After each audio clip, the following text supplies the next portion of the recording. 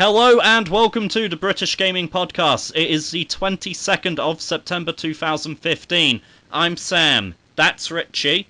Hello. That's Terry, we think. Yeah, I'm something like that. And this is the topic list for this week. So, Waku Waku Sonic Patrol arcade game thought to be lost. Suddenly it's been dumped and it's available as a ROM on the internet. Rust implements streamer protection to basically fight the equivalent of screen watching through the internet. League of Legends esports team owner also owns a pharmaceutical company and bumps up the price of an AIDS drug. Fine, but for some reason League of Legends are now considering whether they want him associated with the esport. Does one have anything to do with the other? Is it their place to really make that judgment call? We'll be discussing. OpenReach are under fire for their fiber rollout, which I'm sorry, I couldn't resist. I had to pick it out. Game Maker was in a humble bundle, being available for as little as $6 compared to its usual price of around $500, and the servers immediately went down through too much demand. It's just been an absolute clusterfuck. And System Shock 1 is finally getting a proper re-release after, 21 years, something like that. Obviously, fan questions of the week will be opening with my question of the week and what we've been playing, as always. And Terry will probably bring up porn at some point. Sound good, guys? Boobs. Sounds ideal. Okay. So, we'll just start with the Sonic thing, yeah? Yeah. So, Waku Waku Sonic Patrol. It looks like it was one of those games where, you know, when you go to, like, a shopping mall or something like that, and they've got the little cars and train engines, and you put the money in, and they play a little song and go up and down a bit. It looks like it was sort of one of those, but with a screen, because the actual footage of the game is just Sonic coming out of a police station, driving up the road a bit. There's Robotnik in a car, being a bit of a tit, and then Sonic proceeds to blow him up. And then it's over. I'm assuming you guys have seen the footage and done, by the way. Yeah, see, I saw the footage as well, but, like, what's weird is they've dumped the ROM on MAME, so, like, I would have thought there would have been something more to it than that. I actually didn't see the footage. I'm watching it now, funnily enough. Oh, okay. Well, they dumped it on MAME because it is, you know, arcade hardware inside these machines. You know, it's still like, the closest thing I can compare this to is, have you seen the ones where it's got a little video screen of a roller coaster? And it's like the 99p way to go to the roller coaster at the theme park that Mummy and Daddy can't afford to actually take you to. Oh, God, yeah, those ones. Yeah, it's sort of like one of those machines, as far as I can gather, from, you know, the pictures and This the looks very interesting, doesn't it? I just love how he comes out at the start and explains how he's a policeman and everything, entirely in Japanese. Like, Sonic there! Why is Sonic a policeman? I don't know. They're just This like, guy playing's not very good. No. And he keeps crashing into cars as well.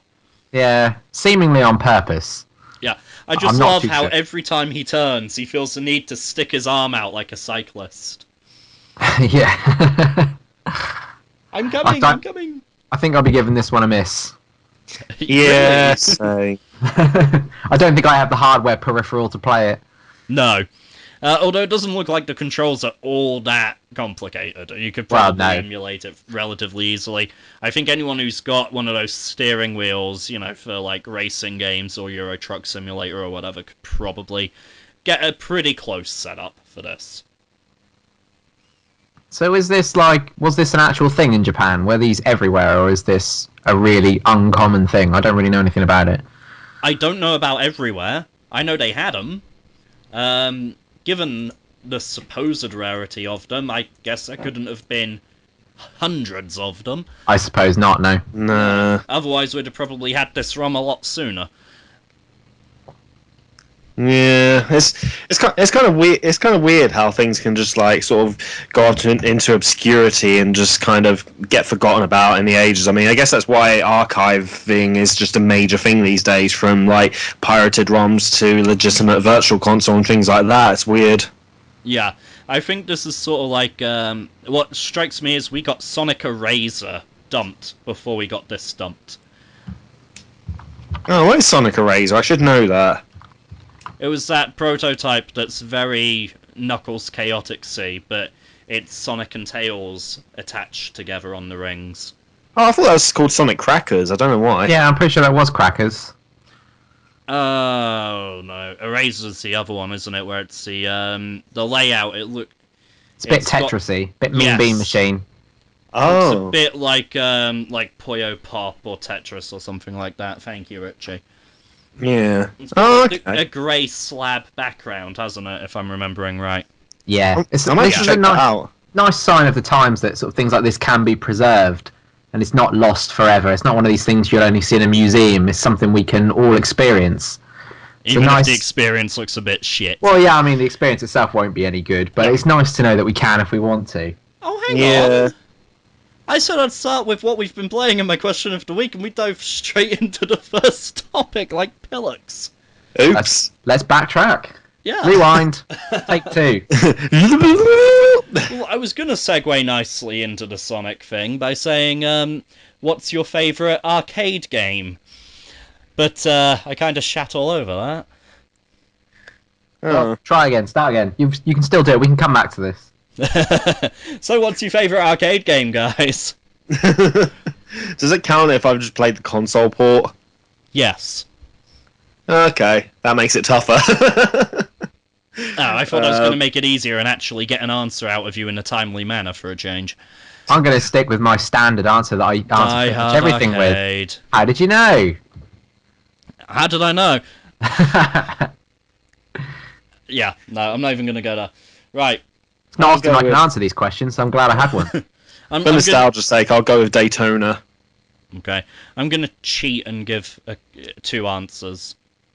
So the first answer is pretty obvious. It's completely escaped me suddenly.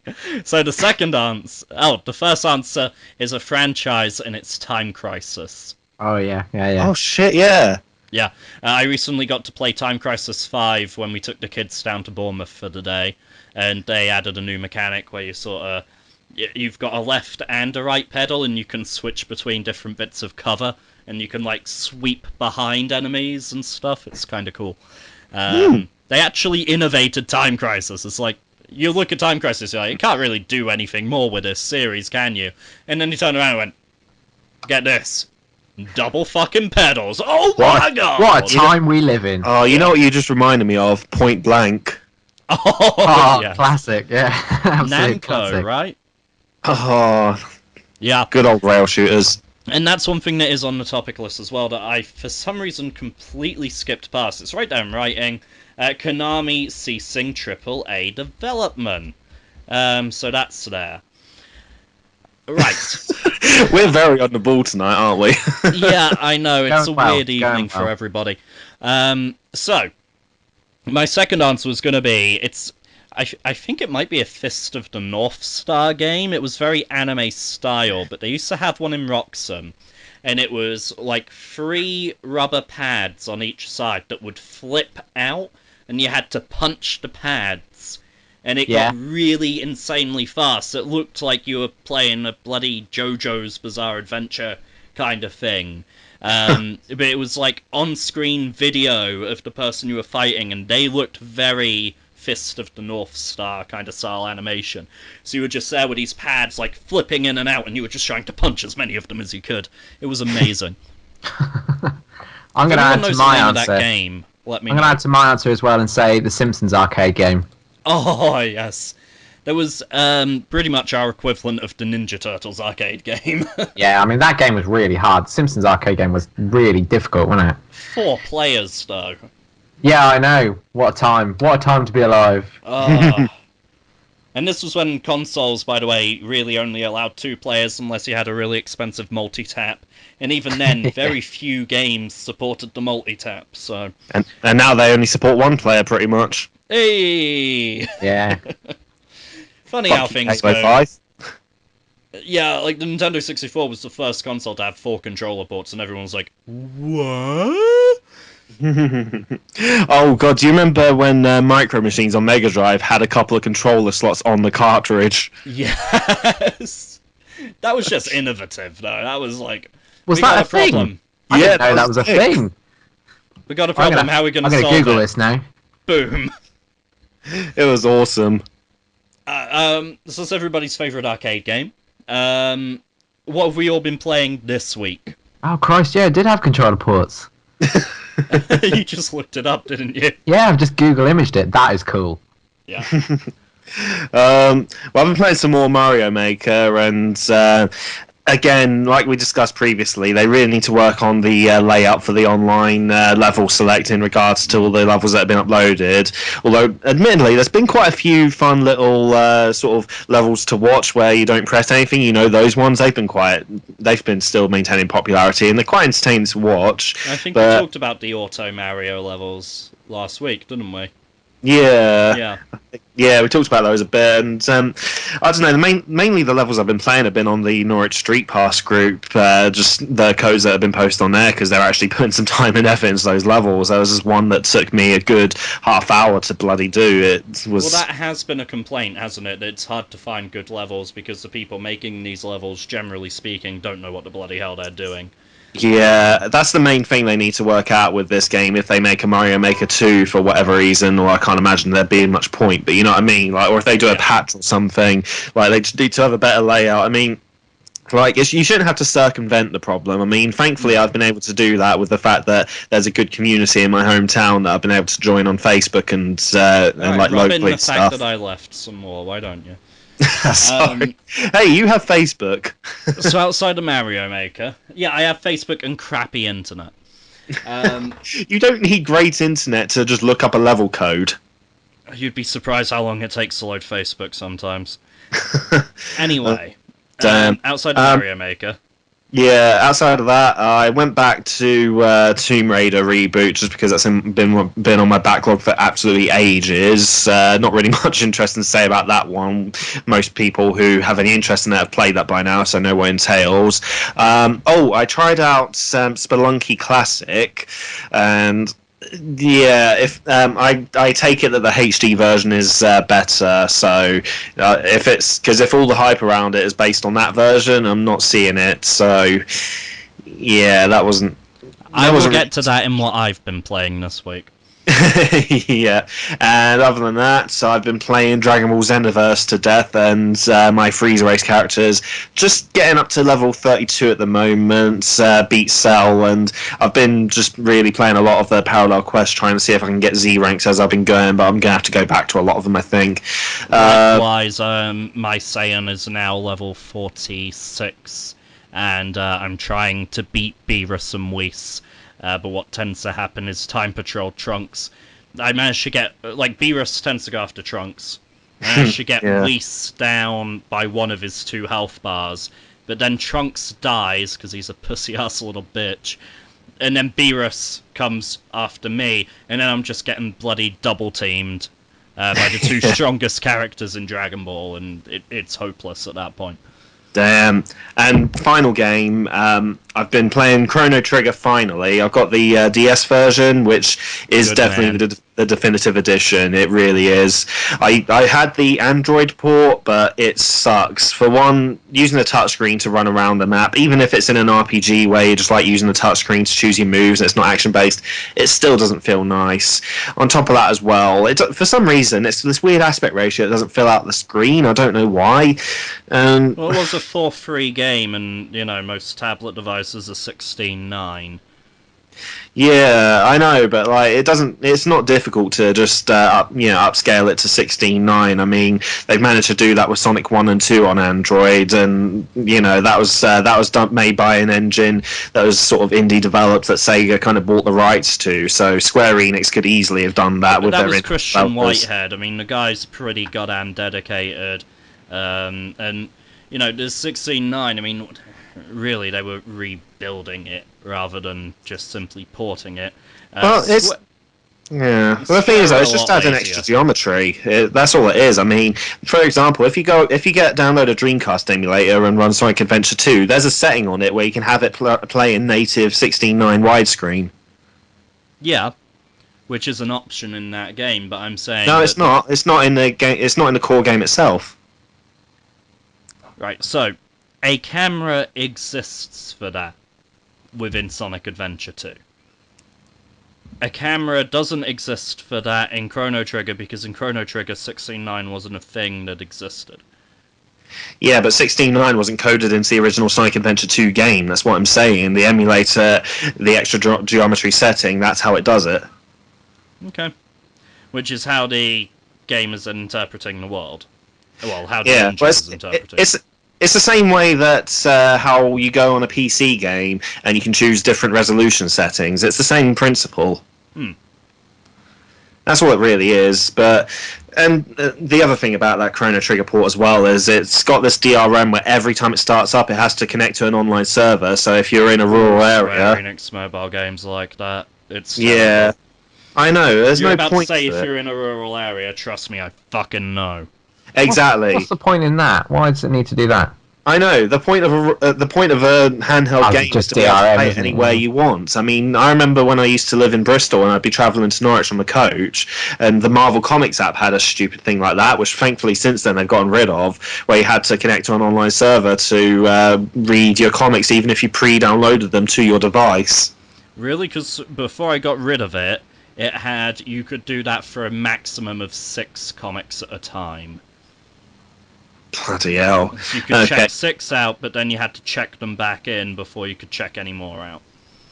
Yeah, I think I only had like about 3 or 4 downloads at the time, so that wouldn't have caught me out. So I didn't know that. So yeah, that's the thing with these mobile apps. They just seem to think that everywhere has 3G. Newsflash: not everywhere has 3G. Get that into your head when Trust me, every video game at the moment and every service seems to assume you have at least 15 Mbps fiber broadband. Trust me, we don't. Well, the thing is, a lot of people do. Most people do, really.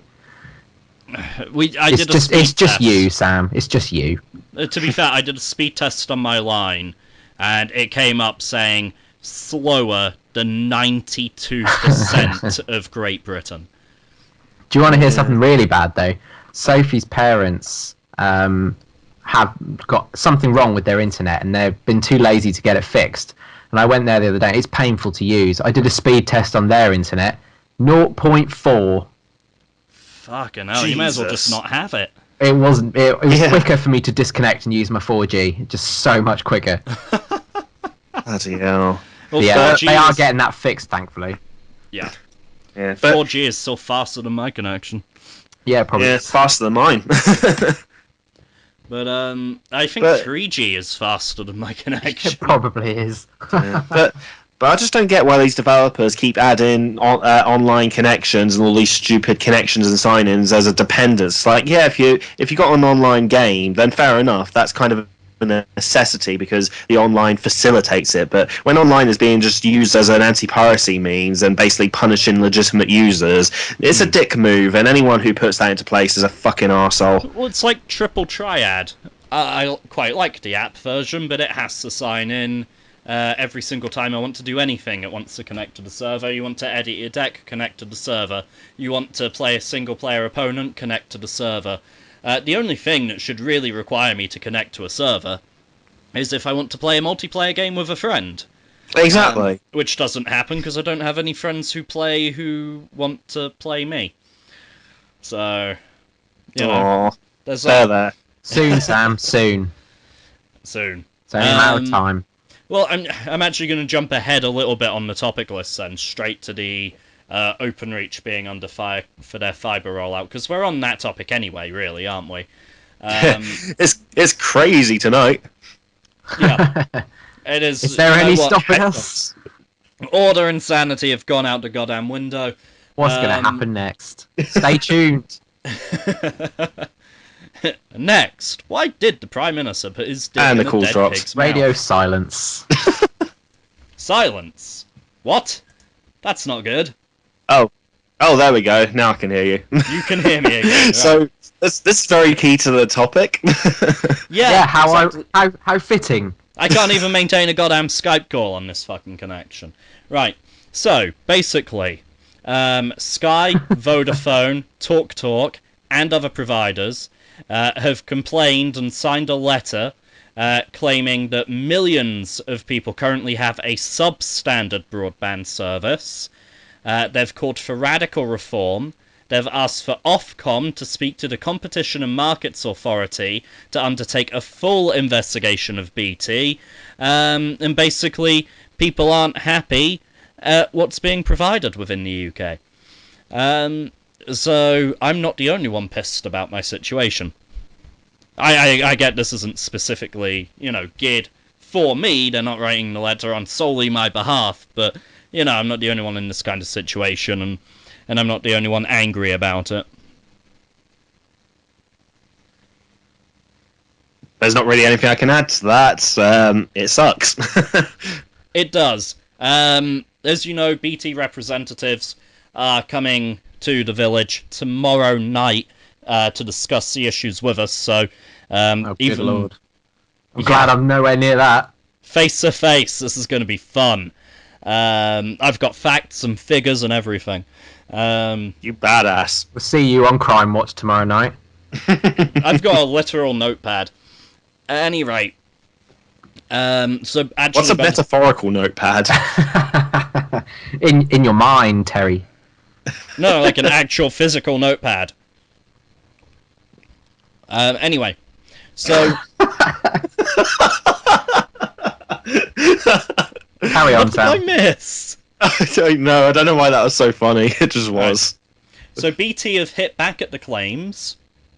They're saying that they want a universal minimum broadband speed of 5 to 10 Mbps, which, if you ask me, is still substandard. They want to extend fibre broadband beyond the government's target of 95%. Well, before they talk about extending beyond that, they need to actually hit that. Let's worry about achieving your targets before you talk about exceeding them, boys. They want to give 10 million premises speeds of between 300 and 500 Mbps, which, considering they're struggling to get everyone up to at least 5 Mbps, I don't see fucking happening. And this is a bit that annoys me. Co-funding of more community broadband schemes. This is one of the things that they've tried with us, and it really annoys me. They're a company that in one quarter can turn over £1,249 million, but they still have the balls to turn around to a village and go, oh yeah, we don't really have the money to enable you. We want you to put forward some of the cash for this installation. Fuck you. You're not a small independent. You're a large cog in the great corporate machine.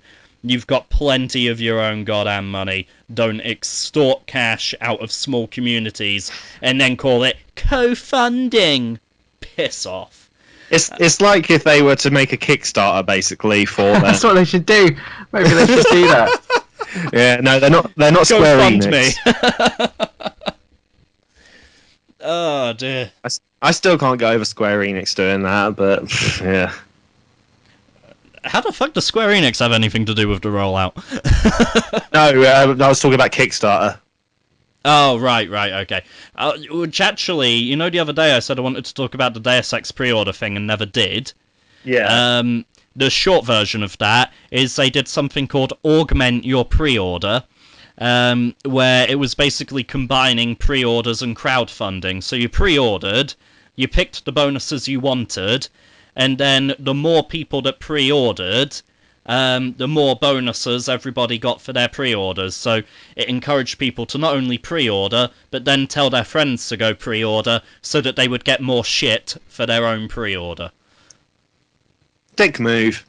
Yeah. Dick move. I'm not on board with that at all. In fact, it's kind of put me off wanting to support them.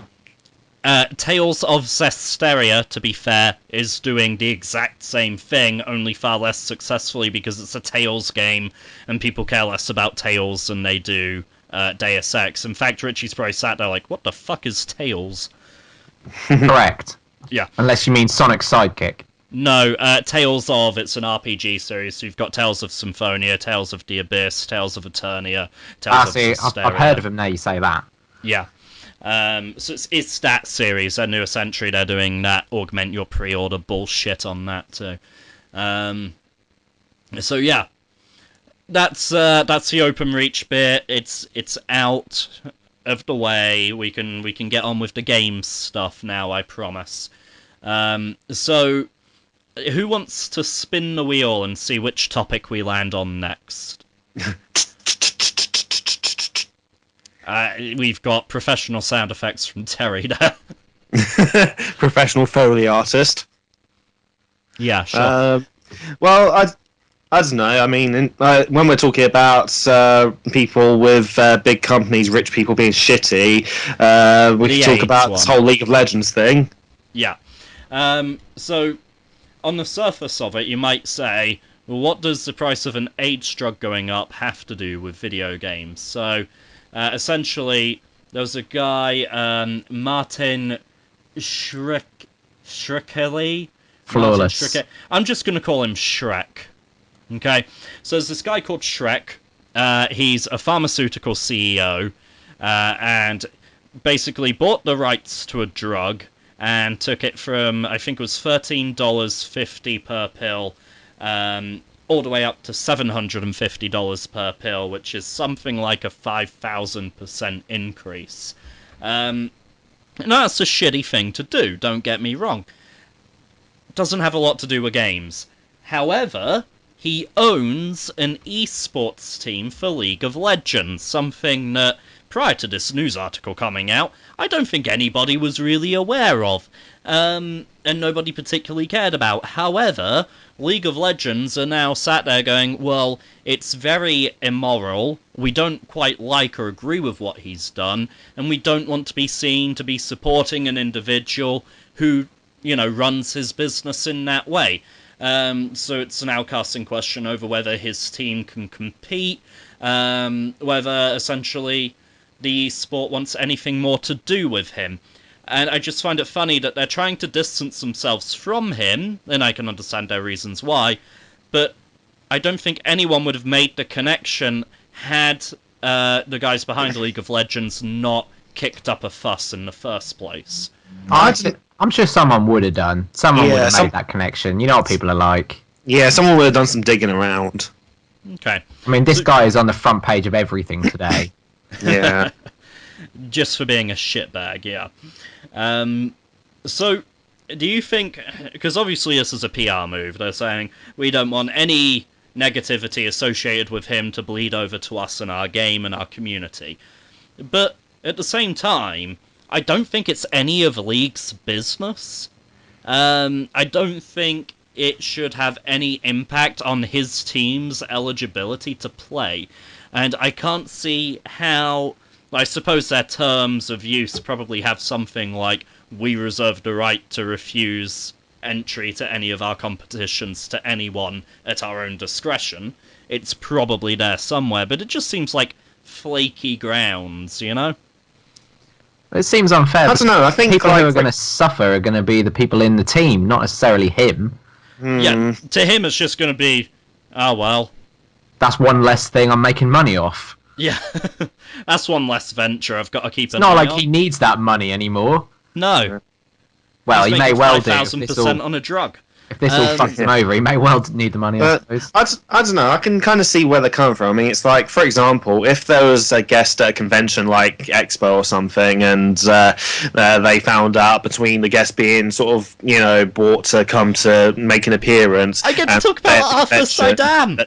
I get to talk about Arthur Sidem. Yes, I can totally link this in. That's happened. Right.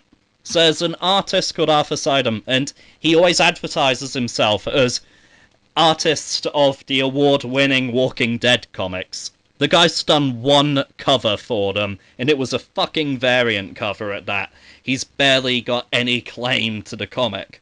And what this guy does, and he's done this repeatedly, is he turns up to a show early, and he sets up like this monolithic display across 3 or 4 tables. They aren't his tables.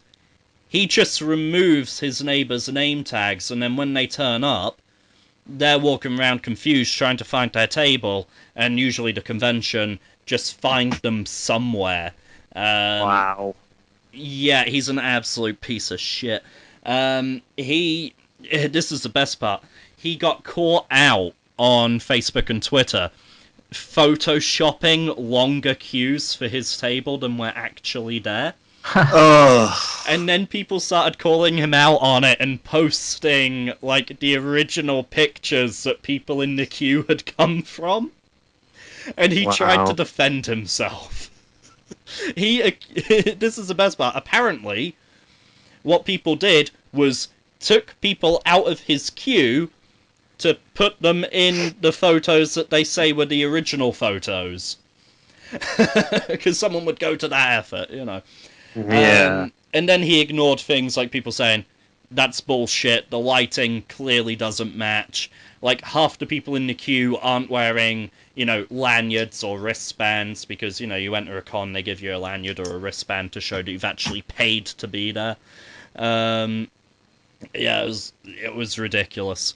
So yeah, that's happened, and after that came out, apparently he'd been getting away with it for a good few years, but it absolutely exploded earlier this year, and a bunch of conventions have now basically removed him from their listings and gone out to publicly say, we are never inviting this guy to one of our conventions in light of what we've learned.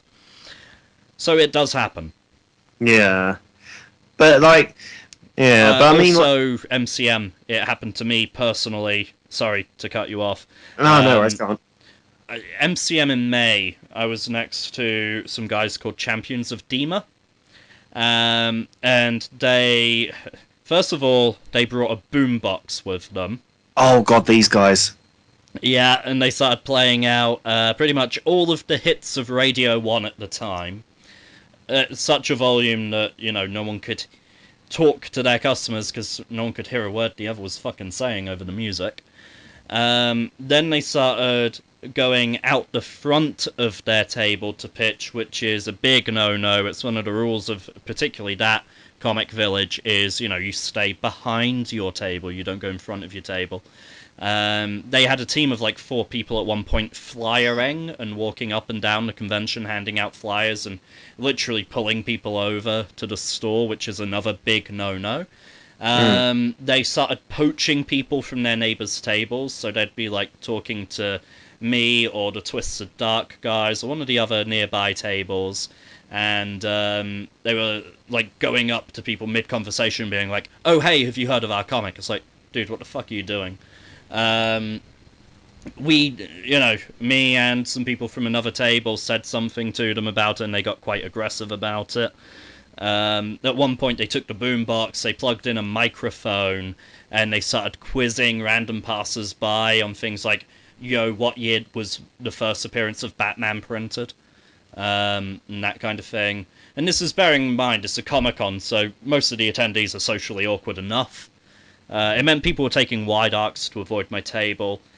Convention staff came over and spoke with them a good 5 or 6 times over that weekend, and it's my understanding that they're now banned from future events. Thank fuck for that. Yeah, Wow. they were all... I've never had a bad experience with a table neighbour at a convention before. That was my first in what is now 4 years of tabling at cons, and I really sincerely hope it's my last because it was just dick-headed. So yeah, again, it does happen, Terry. I remember you saying it, that they were so renowned that you spoke about them and described them at some bar, and some guy overheard was like, oh no, not those guys. not quite that. The Comic-Con community.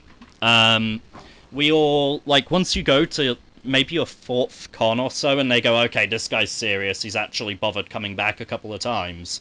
You sort of, you get in the circle, and after the convention, you go out for food and beers with other creators, and, like, you make friends, and you keep touch on Facebook and through Twitter and through text messages, and it's all very lovely. Like, I genuinely feel like I'm going home whenever I go to a convention now. It's that welcoming an environment. Honestly, I feel more comfortable at a convention than I do in my own house sometimes. It's great. So no, we went out for the usual beers, and at the time I was saying, I'm not going to name names, but this is what's been happening today. And, like, as I was describing the behaviour, one of the other artists cut me off mid-sentence and went, "Champions of fucking Dima." And I was just like, yeah, how did you know? And they'd pulled the exact same shit to her, like, a year prior at a different show. So, fucking hell. And they'd been pulled up on it then. So, you know, they knew that their behaviour was unacceptable. You just kept doing it. But the great thing is, well, they knew they were getting away with it, but it sounds like hopefully they're not anymore. Well, it's one of those things where the kind of community we've got now for the indie comics crowd, news like that travels very, very quickly, and then people start finding it very, very difficult to get tables at other shows. Yeah, I can imagine. Yeah. It's not a we will fucking snitch. We don't care. Like, you can get a reputation very easily. Yeah. But yeah, I mean, that's the thing. Like you say, news travels fast. I mean, with this League of Legends guy, you know, it hasn't come up yet, but it would come up at some point, and I can see why they don't want that association. And, you know, frankly, he's an absolute piece of shit. So, you know, I wouldn't want anything that I'm involved with to be associated with him. They're just covering their bases. You look at the Arthur Sidam thing, right? People weren't pissed at the con so much. People were pissed at Arthur. Oh yeah, no, that's fair enough. Yeah. I just think here, people aren't pissed off at League of Legends. Like, it doesn't become... It doesn't detract from the game, the fact that this guy has a team that plays it. And it's outside of League of Legends' control, for one. For two, it's none of League of Legends' fucking business. You know, and I would also say, like, the Comic-Con examples I gave, they directly affect the experience of that Comic-Con in a negative way. This guy, what he's done with this drug, has no direct impact on the game. Zero. Yeah, but they haven't lost anything by just sort of covering their own backs, have they? That's all it is. I would also disagree there. I would say what they've done is they've made far, far, far more people aware of the situation than would have otherwise been aware of it. Like, they've drawn attention to themselves. That's all I see them having done. Thing is, though, it's better that they've done it than someone else, because someone else would have drawn attention to it. Yeah, and I think that's what it comes down to. It's So always better you to think say it they yourself. were trying to get out ahead of that one Reddit post? Pretty much, yeah. Yeah, well, that one Reddit post will go viral in a matter of moments. You know what the internet's like. I mean, like you've just said with the whole Comic-Con thing, news travels fast. That's the same with anything internet-related. News travels fast. And because they're so internet-based as well, they know what a hate mob the internet can be. Yeah, true. Yeah, Right. they just didn't want to get. They just didn't want everyone going to play Dota 2. Speaking of people on the internet being shitty, Oh, here we go. Rust streamers basically had people watching their stream, figuring out their location and what server they were on, and then joining that server and taking them out and basically griefing them, just being dicks, really. So Rust developers have now put in a streamer mode, which seems to be the first of its kind. I'm sure someone in the comments will correct me. No, we don't get that many comments. No one's going to correct me. Anyway, so what this does is it randomizes the names of the players, doesn't show the name of the server, and it's basically to stop people, you know, people with good enough internet that they can watch a Twitch stream and play an online game at the same time. Mine would struggle to do either, let alone both. I'm really bitter, in case anybody couldn't. Do you know what? That makes me feel really bad that a couple of weeks ago, we were doing this podcast and recording it, and I had my tablet next to me watching someone on Twitch. And it was streaming in full high quality and everything. Oh, You're an asshole. I know. I'm okay with it. Yeah, but so this is the second week in a row where basically game publishers, developers, facilitators in general have basically had to be like, no, you stop doing that, bad gamer. Yeah, pretty much. Last time we had the abuse, and now we've got, well, it's still abuse, just a different form of abuse. Yeah. It shows that game developers are acknowledging just how important things like Twitch are to their games. If they're willing to sort of basically put a whole mode into it. What it acknowledges that gamers are actually like children. When you I read didn't catch a word of that from either of you. Sorry, when you read about it, the developers have said they've not done this on the back of any one particular complaint. They've done this through seeing it for themselves and just being innovative and thinking, hey, we should probably do something about that. What could we do about that? There we go. We'll put it in. It's a good thing. Back when DayZ was new, I used to watch a bit of that on Twitch and used to get a similar thing with that. They'd get hunted down by people who were obviously griefing them. Yeah. Specifically to kill them.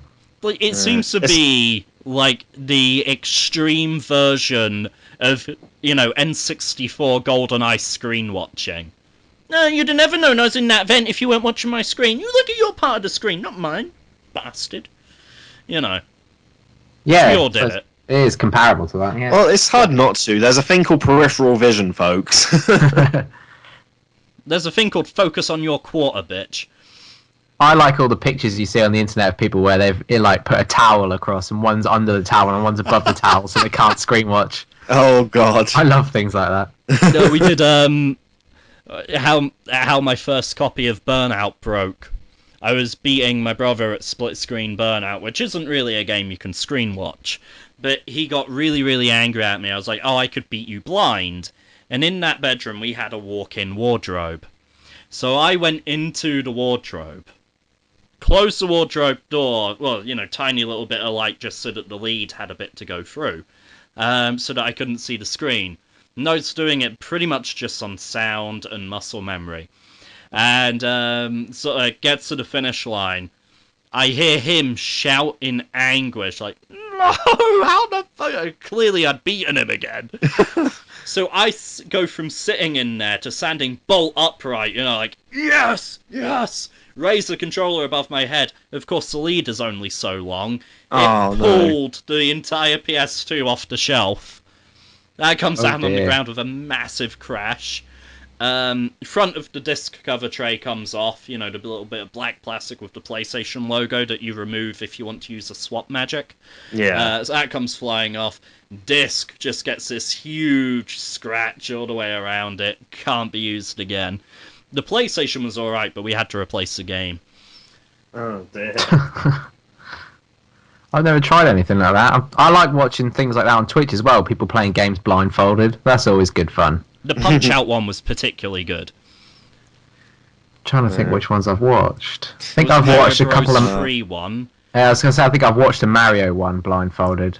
Yeah. All I can think of is when I beat a few people, you included, Sam, at it was either Tekken or Soul Calibur or both, one-handed. It was Tekken 5. Yeah. Good work. Yeah, I played those games way too much. Everyone's an asshole tonight, according to you. He's full of bile and rage. I'm getting Just ready like for every tomorrow. week. Which, by the time people listen to this, will have been yesterday.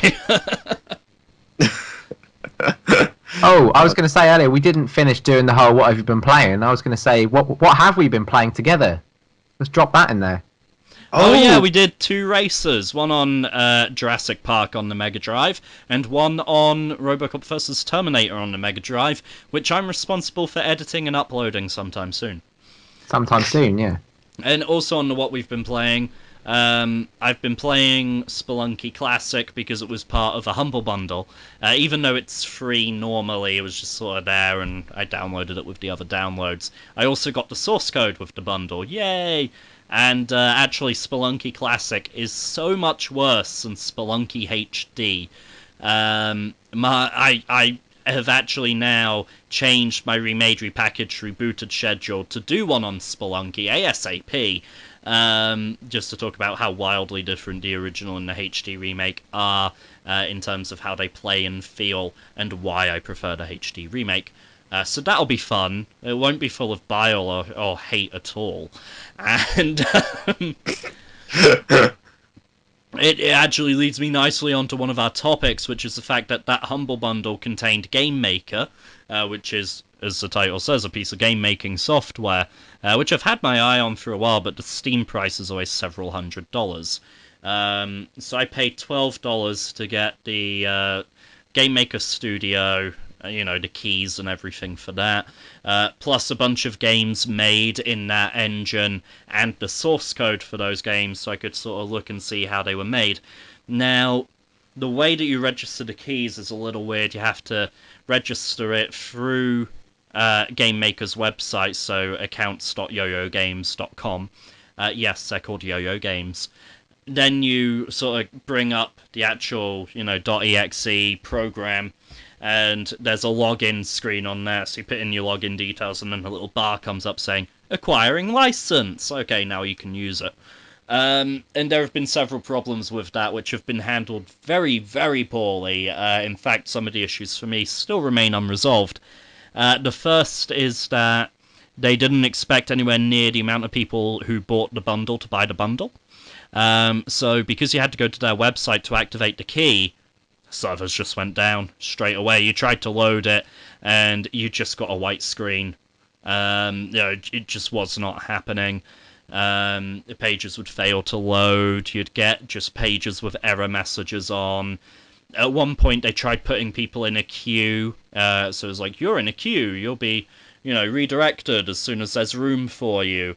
And I sat on that for about a good 5 minutes. Nothing happened. Opened up another tab, started just, checking Facebook, doing some other things. Grabbed my PS Vita, played some more Spelunky HD on the Vita. All in all, I was in that queue for about half an hour, and I didn't get redirected.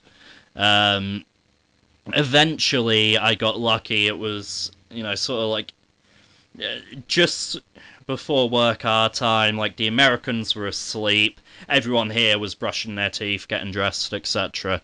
And the servers were really quiet, and I managed to, do my key. Yay! Then it went, okay, you've given us your key. That's a voucher code, because of the Humble Bundle and the way it's worked. We now need to verify and validate that and activate it. So you're now in a queue for us to do that.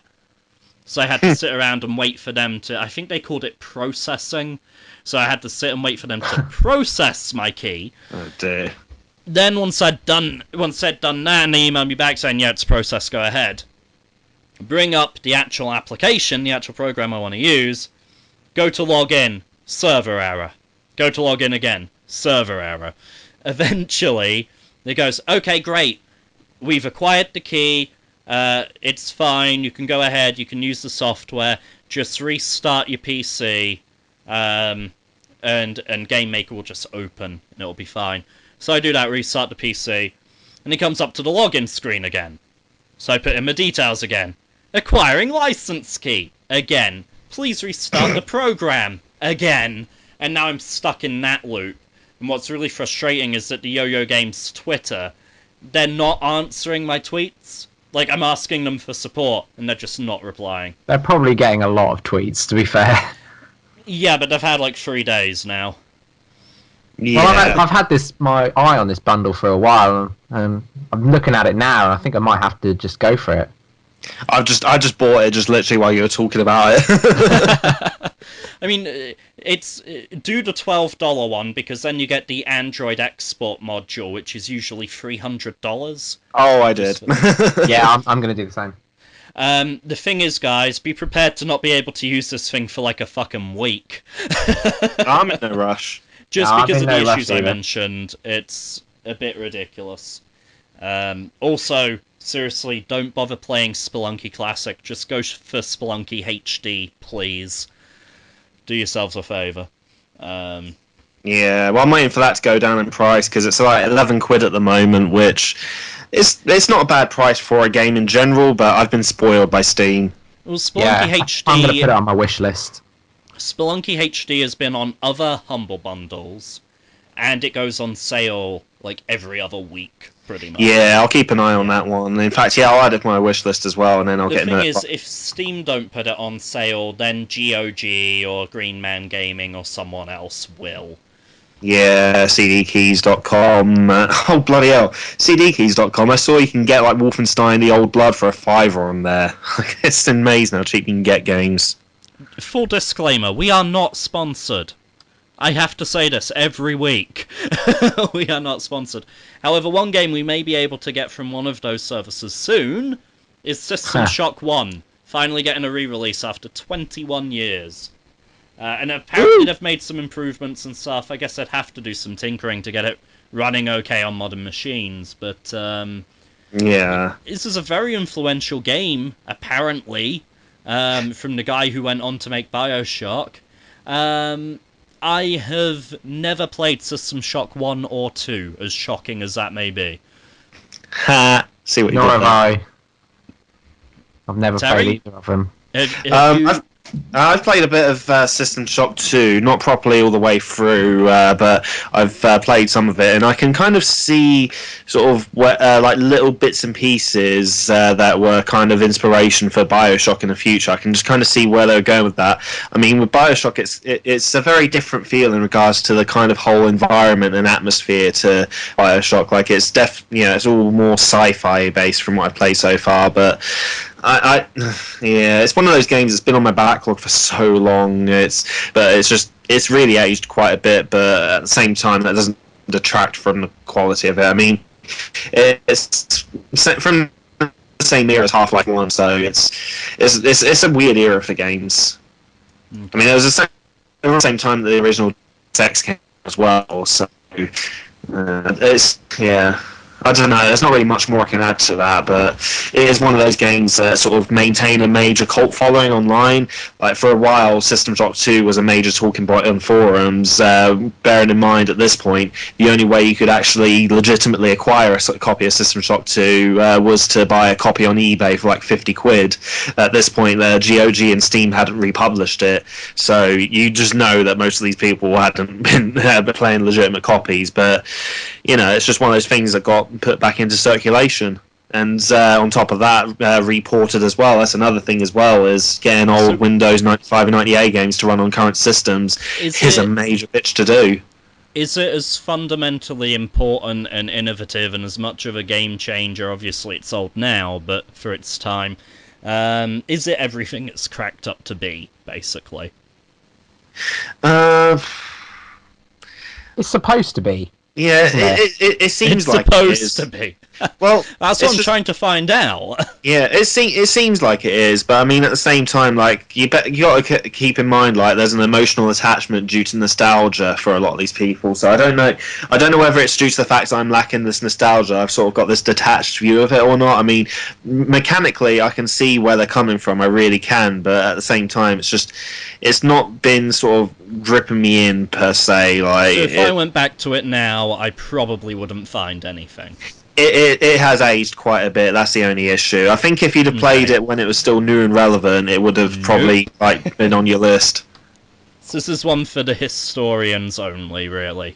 I don't know. I mean, you might surprise yourself. I went back and played Half-Life 1. I think it was possibly last year. It's the first time I'd ever played it. That game has aged horribly, but it was really good, and I really enjoyed it. So who knows?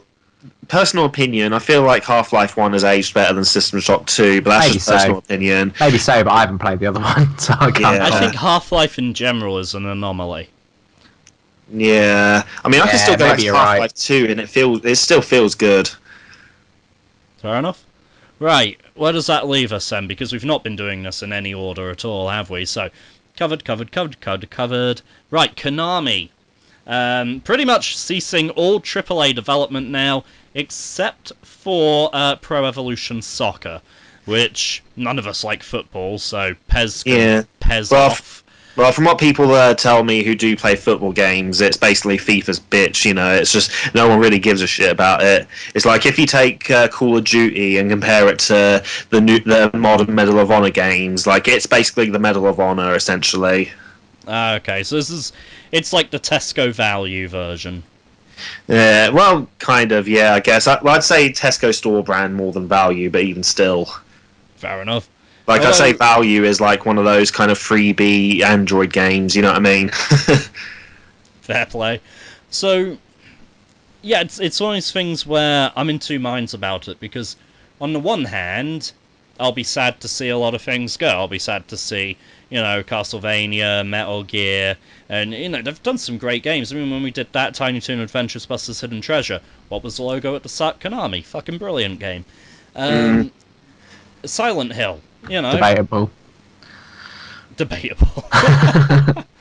Yeah, well, from what I hear, Silent Hill hasn't been great in recent years, so it's probably good that they're putting a stop to it. Well, you see, this is the other side of the coin. On the one hand, I'm sort of sad that those games are going away or being relegated to goddamn pachinko machines. On the other hand, it's sort of like what maybe should have happened for Sonic several years ago. Yeah. Like you said, Silent Hill hasn't been good for a very long time. Silent Hill has had its name and reputation dragged through the mud, through, shitty game after shitty game, just farmed out to all these inexperienced developers. At least that'll never happen to Metal Gear now. You know what I mean? Yeah, that's the thing. I mean, I wasn't looking forward to seeing what Konami were going to do with Metal Gear after Kojima had left, because I thought they were going to do something at some point, and I was dreading seeing it. I really was. Well, I've yet to play it. The reports I've got is that it's an unfinished game, essentially, especially in the narrative department. Well, Metal Gear Solid 5. Yeah, they've also found evidence that some really important stuff was apparently cut out. So, Konami have already it. It's sad, but I always find it amazing with stuff like this how something so prestigious can fall so quickly. No, it doesn't take much. All it takes is one. Well, that's what I mean. All it takes is something so little. It's incredible. You're only as good as your last game. Yeah, absolutely. That's true. And that runs true in comics as well. You're only as good as your last book. So, you make a bad game or a bad book, you've lost it. Whatever it was, you don't got it anymore. And then you've got to prove that you've found it again to reclaim your place. That's why Sonic doesn't have the acclaim and appeal he used to. Exactly. There's no value to the property. Yeah. It's gone. Yeah. Yeah, no, Sonic, just any value it had is just gone. I mean, they really need to old yellow Sonic, they really do. I've said this multiple times, they really need to old yellow him. However, on the flip side of that, we say that about Sonic, Silent Hill, Metal Gear 5, apparently. I've not played it yet, so I can only go on what other people are telling me.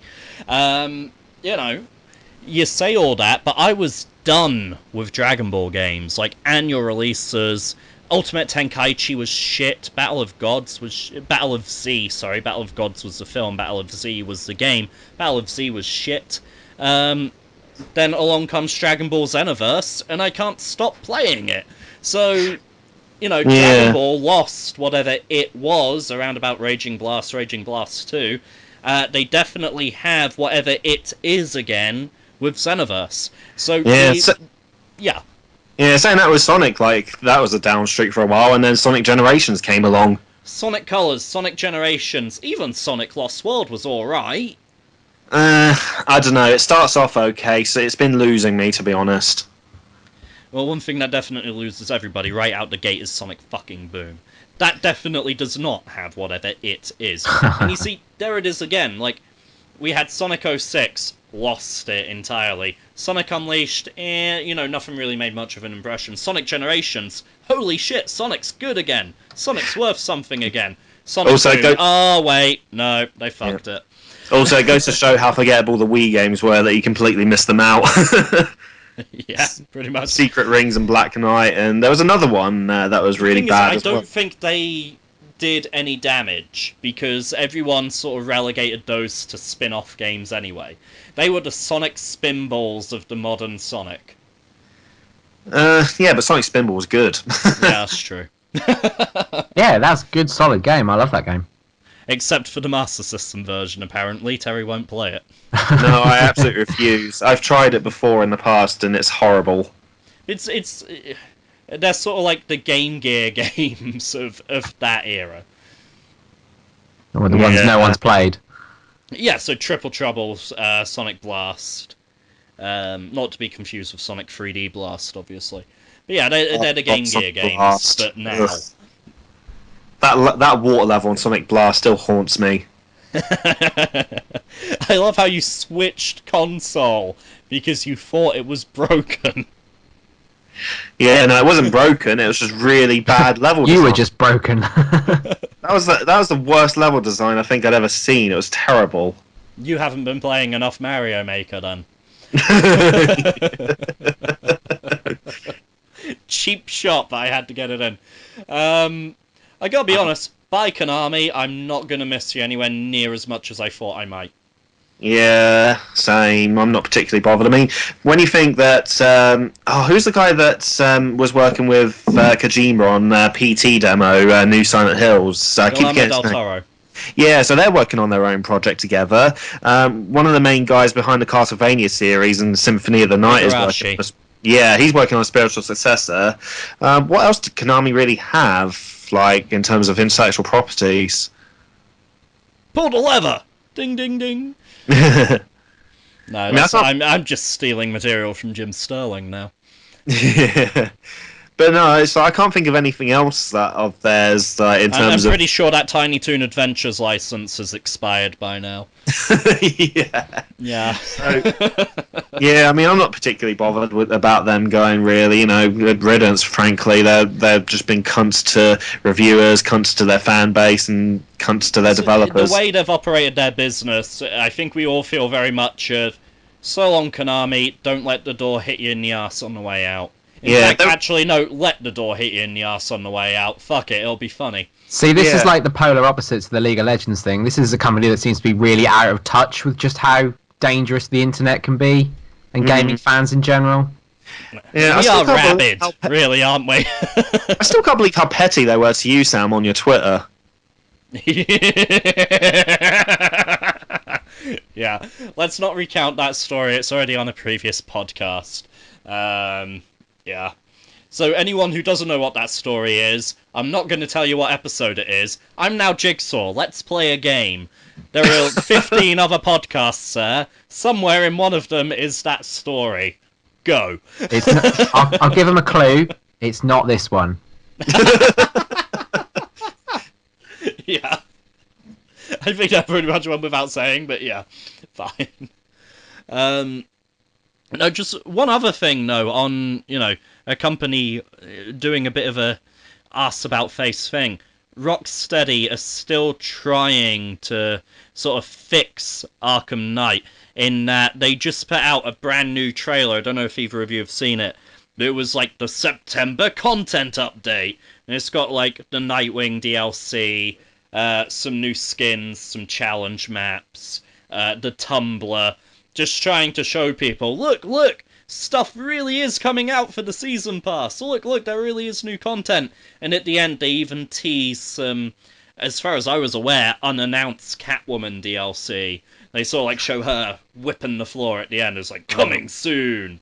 Guys, how about this? Fix the fucking PC version. I know, it's just like, it's like they had a sinking ship because that was a disastrous launch. And you can see them trying to just bail as much water out with buckets as they can, but it's just not doing it, is it? It's like their priorities, like you said, they're in the wrong place. They've already lost the goodwill, and they're not going to gain any more goodwill by trying to convince us that there really is 32 quid's worth of content in that season pass. It just seems like a lost battle. And yet they're trying... I think they're trying too hard. That might be the problem here. Like, Konami didn't fucking try at all. League of Legends probably tried about the right amount, and Rocksteady are just looking desperate. I think in regards to this, like in regards to your sinking ship analogy, the water is the hate, and the holes in the ship is basically where they fucked up the PC version. Maybe they should try fixing those holes before they try getting one the of water the out. holes is definitely the season pass pricing. That's definitely a big hole in there. Yeah, oh yeah, that's definitely one of the holes at least. If that not turned more. me off the game quite a bit, despite me loving everything they've ever done. No, I Yeah, think but then that's not really Rocksteady's fault. I'd say that's more Warner Brothers' fault, to be honest. Yeah, I know. We talked about, is it the publisher or is it the developer? But I mean, like, they stealthily, like, they still put fucking Rocksteady's logo all over everything. But it came to light that some of the DLC was created by Warner Brothers Games Montreal, who are the guys behind Arkham Origins. Oh. And note how nobody fucking mentioned them. Oh. Like, here's some DLC for your season pass. It wasn't made by Rocksteady, but don't fucking tell anyone. Oh dear. I believe the Batgirl DLC, the Harley Quinn DLC, and the Red Hood DLC were all WB Montreal. Apparently, the Nightwing GCPD lockdown, which seems to use the existing map for the GCPD, which is disappointing. I was hoping for a new map. Apparently, that is being made by Rocksteady. Yeah, but the other stuff, they just didn't put their name anywhere. But no, it's weird. We've actually unintentionally ended up with a running theme through this week's episode, which is about, how developers and publishers react to essentially the gaming public. And, we've got an example of getting a measured response, not giving a shit, and trying too hard. And I'm actually kind of impressed that happened by accident. Yeah, well, I mean, tying into this whole thing, it's just basically a problem where games developers and publishers think, fuck it, let's just rush it and release it out and not finish it. I mean, thankfully, Nintendo seems to be taking a different approach with Star Fox Zero. I mean, they've delayed it back until 2016, but at least it means we'll get a finished game. You segueing piece of... Yeah, they've delayed You segued into something that wasn't even on the list. He has, yeah.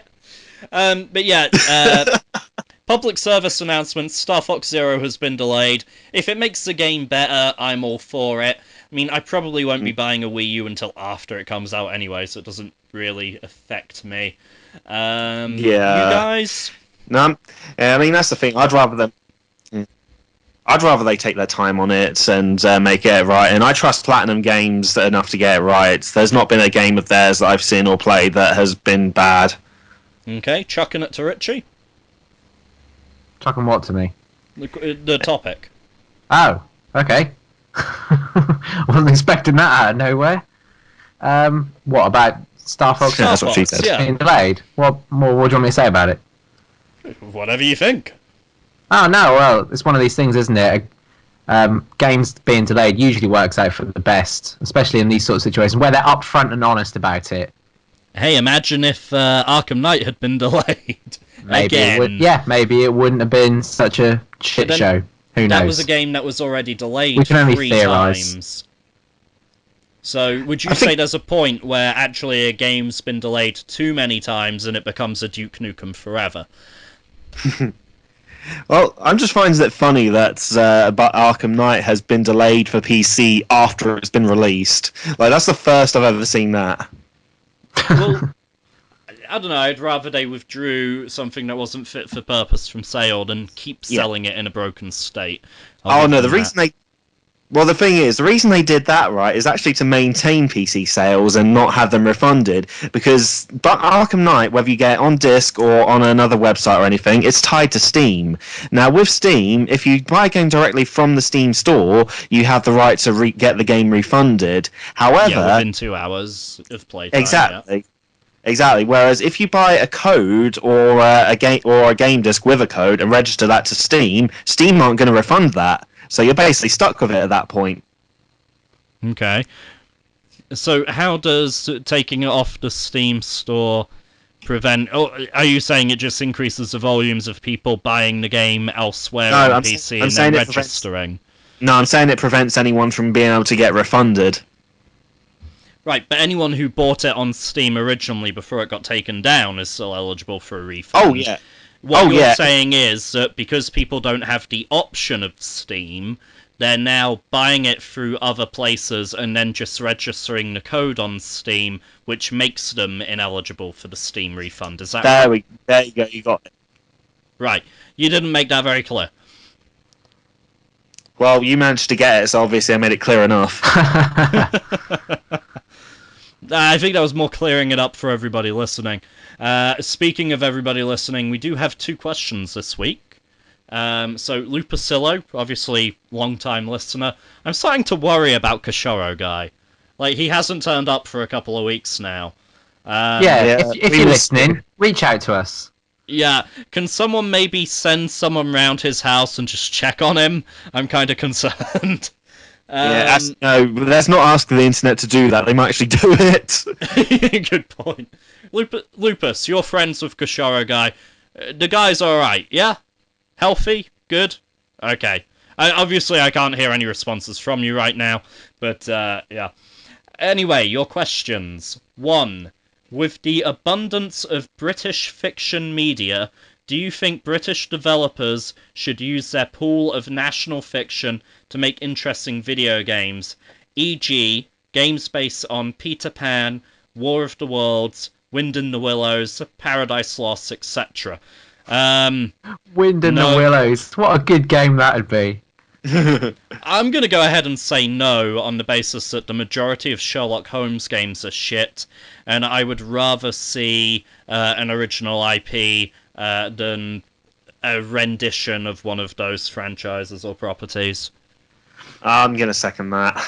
Yeah, I think most of the sort of British resources that can be tapped have probably already been tapped. Yeah, well, there are Peter Pan games. They're mostly awful. Yeah, well, the thing is, like, it goes into remediation theory. Basically, there's some things that just don't fit well in certain media than as well as they do in others. Like, that's why when you get movie adaptations from video games, a lot of the time they're shit. Yeah, and then it works the same in and the vice versa. direction. Yeah, and vice versa. Yeah, although saying that, I think there's more good game adaptations of movies than vice versa. Yeah, true. Yeah, fair play, fair play. One of my favourite games is actually sort of a mesh of both. Apocalypse, the Bruce Willis game. That is hilarious. It's hilarious, but so good. You should, if you haven't checked it out, check it out. It's quite. On a similar vein, yeah. Die Hard Trilogy's pretty funny, and not too bad either. True, and that's 3 games in one. Tell me about it. Yeah, you get your money's worth out of that one. Yeah. Nice. We keep plugging Die Hard stuff. Only old Die Hard stuff. Though. We need to make a new good. They should remake those 2 games together in an HD bundle. Dynamite Cop 1 and 2. Yeah, precisely. Yeah, because okay, they don't have the Die Hard license anymore, but that didn't stop them releasing Dynamite Cop. So yeah, well, it's like what Rare did with Perfect Dark when they didn't have GoldenEye anymore. Yeah, they just made Perfect Dark instead, and it was fine. In fact, it gave them more freedom, because they could put in their own gadgets and ideas and set it in the far future and have aliens in it, which they could have never done if they were still using the GoldenEye license. Very true. See, that's what I like when games developers decide to just kind of make their own license, even if it's inspired by something else, just to kind of get out there. Like what the guys that made Freedom Planet did. Originally it started as a Sonic fan game, and then they just did their own thing.